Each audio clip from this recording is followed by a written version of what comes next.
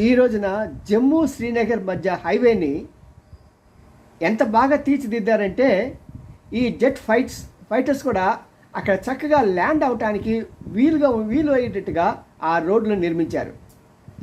ఇంతవరకు మన భారతదేశంలో రోడ్లని ఏదో తూతూ మంత్రంగా అలా వేసి వర్షాకాలం వచ్చేటప్పుడు కొట్టిపోయే రకంగా ఉండి మళ్ళీ 2 సంవత్సరాలు 3 సంవత్సరాలు వచ్చేటప్పటికి అసలు ఇక్కడ రోడ్లు ఉన్నాయా అనిపించే దౌర్భాగ్య స్థితిలో ఉండేవి. కానీ ఇప్పుడు గడ్కరీ వచ్చిన తర్వాత అతను ఉపయోగించే గుజ్జు అంటే గుజరాతీ టెక్నాలజీలో అండి, ఆ గుజ్జు టెక్నాలజీలో రోడ్లని చాలా పటిష్టంగా నిర్మిస్తున్నాడు. కారణం ఏంటంటే అక్కడ టోల్ గేట్లు పెట్టి అక్కడ కావాల్సిన డబ్బుని వారు సంపాదిస్తున్నారు. కానీ కొన్ని రూట్లలో మాత్రం రక్షణ పరంగా వాళ్ళకి చాలా అవసరం.